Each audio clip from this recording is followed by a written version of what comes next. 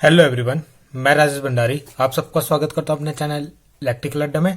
आज जो मैं आपके लिए नेक्स्ट वीडियो लेके आया हूं वो लेके आया हूं मैं जो अब से मैं जो स्टार्ट करने वाला हूं कुलाम्स का नियम तथा वैद्युत क्षेत्र, यानी आपका जो फिजिक्स क्लास 12 की जो फिजिक्स है उसका फर्स्ट चैप्टर से स्टार्ट कर रहा हूं दोबारा।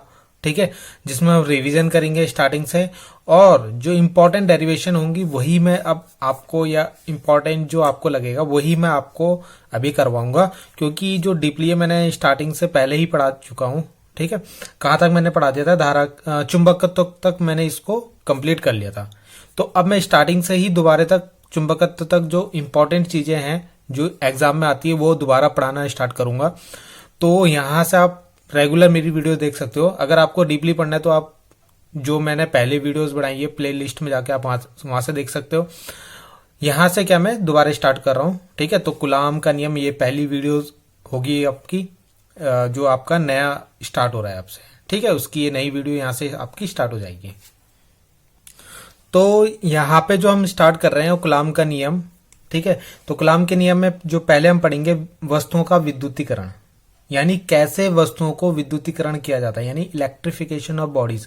जैसे आपको पता है कि कोई भी वस्तु कैसे उसके अंदर विद्युत का गुण आ जाता है, यानी इलेक्ट्रिसिटी जनरेट हो जाती है, उसके बारे में हम इसमें पढ़ेंगे। ठीक है, तो यानी यहां से आपका बेसिक स्टार्ट होता है। तो इसके लिए सबसे पहले जो विद्युतीकरण जो आप किसी भी बॉडी के अंदर देखा था वो दिखा था थेल्स ने। ठीक है, थेल्स एक साइंटिस्ट थे जिन्होंने कितने सन 2500 वर्ष पूर्व किसी वस्तु के अंदर विद्युतीकरण देखा था, यानी इलेक्ट्रिफिकेशन देखा था, यानी किसी वस्तु के अंदर कैसे विद्युत उत्पन्न होती है उसको देखा था। तो उसने किस वस्तु के ऊपर देखा था, उसने क्या करा था, उसने देखा था क्या अंबर एक पदार्थ को, क्या अंबर एक पदार्थ था जिसको क्या करा था उसने किसके साथ, ऊन के साथ रगड़ा। ठीक है, और ऊन के साथ रगड़ने पे उसने क्या देखा जी कि जो अंबर का पदार्थ है उसके अंदर क्या हो गया, जो हल्की वस्तुएं होती है ना उनको आकर्षित करने की क्षमता आ गई। जैसे मान लो ये अंबर है, ठीक है, तो इसने क्या करा, पहले जब जैसे मान लो इसको किसी कागज के सामने मैं ले जाऊंगा तो उसको आकर्षित नहीं करेगा। ठीक है, जैसे कोई आपने देखा होगा कागज के टुकड़े होते हैं, ठीक है, तो उसके सामने ले जाते हैं तो उसको आकर्षित नहीं करेगा। मगर जैसे उसने उसको ऊन के साथ ऐसे रगड़ा, उसके बाद उसको किसी कागज के सामने ले गया, ठीक है, या किसी हल्की चीज के सामने ले गया, तो वो उसको आकर्षित कर रहा है। तो इसका मतलब क्या हुआ, जैसे आपने इस अंबर को ऊन के साथ रगड़ा तो अंबर में क्या आ गई, उसके अंदर विद्युत उत्पन्न हो गया, जिसके कारण जब भी आप उसके किसी वस्तु के सामने लेके जाते हो जो हल्की वस्तु होती है उसको आकर्षित करता है। आपने ये एक्सपेरिमेंट किया भी होगा। तो आपने इस तरीके से क्या होगा, जैसे कोई आपने कंघी ली होगी आपने, या कोई स्केल लिया होगा, तो उसको इस तरीके से रगड़ते हैं, तो अगर आप किसी वस्तु के सामने उसको ले जाते हैं तो वो उसमें जाके चिपक जाता है, जैसे ये चिपक गया या उसको आकर्षित करता है। तो इसी को क्या बोलते हैं, विद्युतीकरण बोलते हैं हम करना। तो ये सबसे पहले किसने देखा था, थेल्स ने देखा था। अंबर को ऊन के साथ रगड़ने पे उसने देखा कि अंबर क्या कर रहा है, हल्की वस्तुओं को अपनी ओर आकर्षित कर रहा है। ठीक है, तो वही डेफिनेशन हमने यहाँ पे लिखी है कि दो वस्तुओं को परस्पर रगड़ने पर उनके द्वारा आवेश प्रदान करने की प्रक्रिया को घर्षण द्वारा विद्युत में होना कहा जाता है। ठीक है, घर्षण द्वारा विद्युत में होना कहा जाता है। यानी जब आप दो वस्तुओं को आपस में रगड़ते हो तो उसमें क्या हो जाता है, अब जैसे ये किसी हल्की वस्तु को आकर्षित कर रहा है तो इसका मतलब इसके ऊपर क्या आ गया, आवेश आ गया, तभी तो ये आकर्षित कर रहा है। आवेश का मतलब इसमें विद्युत उत्पन्न हो गई, तभी तो ये क्या कर रहा है, किसी वस्तु को अपनी ओर आकर्षित कर रहा है। तो इसी को हम बोलते हैं घर्षण द्वारा विद्युत में होना, यानी जब घर्षण हुआ आपस में तो उससे क्या हो गया, वो विद्युत में हो गया, यानी वो इलेक्ट्रिफिकेशन हो गया उसका।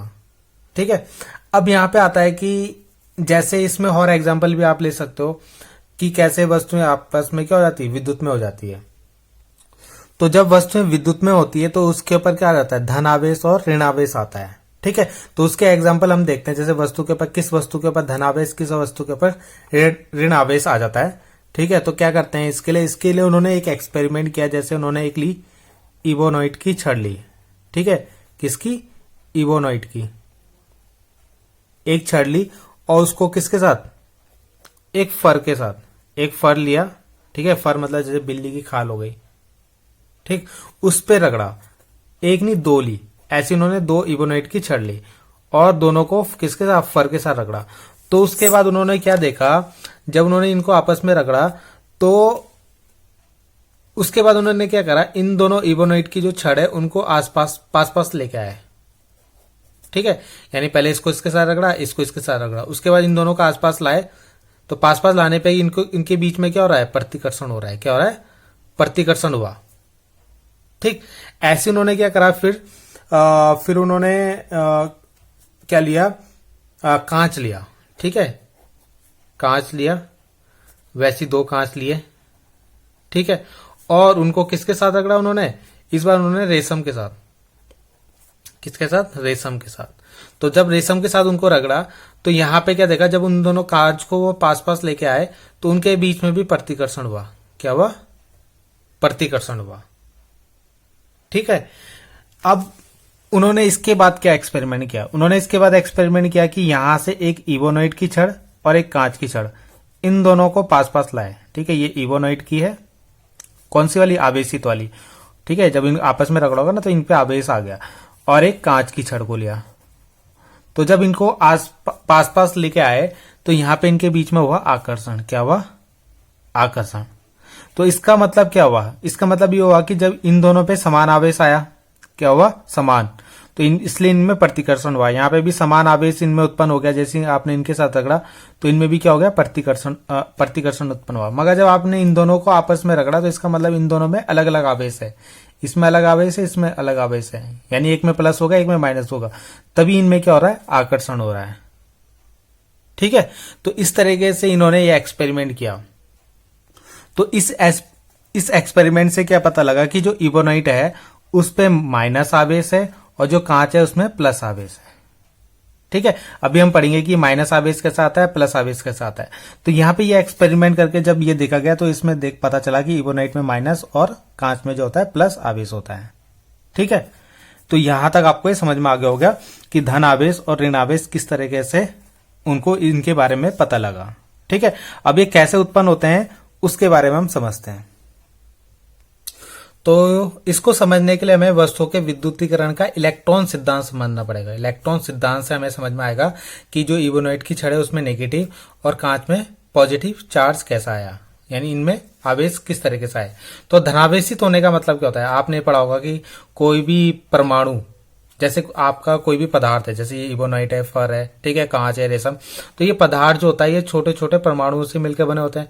ठीक है, अब ये परमाणु जो होते हैं इनके अंदर क्या होता है, इलेक्ट्रॉन होते हैं, प्रोटॉन होते हैं। ठीक है, तो इन्हीं से क्या होता है, इलेक्ट्रॉन सिद्धांत हमें समझना है। तो धनावेशित होने का मतलब क्या होता है, धनावेशित वो पदार्थ होता है जो अपने इलेक्ट्रॉन को त्यागता है।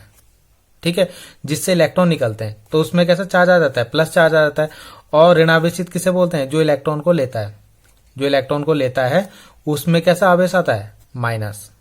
ठीक है, जैसे कोई भी वस्तु होती है तो उसके अंदर जितने प्लस होते हैं, यानी जितना प्रोटॉन होता है उतना ही क्या होता है, इलेक्ट्रॉन होता है।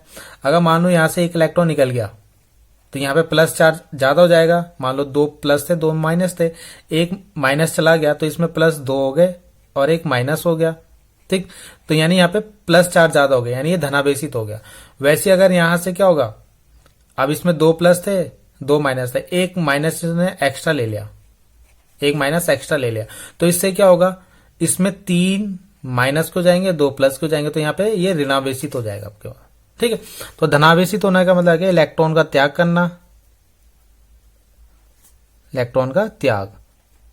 और ऋणावेशित का मतलब होता है इलेक्ट्रॉन को प्राप्त करना।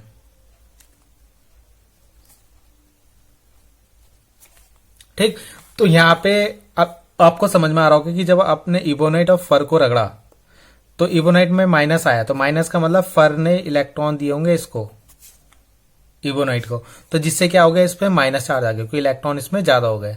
और जब आपने कांच को रेशम के साथ रगड़ा है तो कांच ने इलेक्ट्रॉन दिए होंगे किसको, रेशम को, जिससे के कारण इसमें क्या आ गया, प्लस आवेश आ गया। ठीक है, इससे इलेक्ट्रॉन निकला होगा तो इसमें प्लस आवेश आ गया। तो इस तरीके से इनमें क्या होता है, ये धनावेशित और ऋणावेशित होती है। और इसको हमने समझा इलेक्ट्रॉन सिद्धांत के अनुसार, यानी इलेक्ट्रॉन की कमी या ज्यादा होती है तो उससे वस्तुओं में क्या आता है, धनावेश और ऋणावेश होता है। और वो कैसे होता है, ये आवेश इलेक्ट्रॉन का आदान प्रदान कैसे होता है, वो आपका जब आप दोनों वस्तुओं को रगड़ते हैं तो उससे क्या होता है, इलेक्ट्रॉनों का आदान प्रदान होता है या आवेश का आदान प्रदान होता है, तो जिससे क्या होती है, वस्तुएं विद्युतमय हो जाती है आपकी। ठीक है, तो इतना ही था इस वीडियो में समझने के लिए। बेसिक मैंने इसमें आपको बताया है। ठीक है, तो ऐसी वीडियो में आप रेगुलर बनाते रहूंगा। ठीक, जो इंपॉर्टेंट चीजें होंगी, क्योंकि जो डीपली जो मतलब जो हर टॉपिक मैंने पहले से वीडियो आपके बनाए हुए, तो आप प्ले लिस्ट में जाके चैप्टर वाइज मैंने प्ले लिस्ट भी बनाई है, तो आप वहां पे जाके देख सकते हो। यहाँ पे मैं जो इंपॉर्टेंट होगा, इंपॉर्टेंट के ज्यादातर मैं करवाऊंगा ही दोबारा। ठीक है, तो वो यहाँ से अब रेगुलर चलेगा।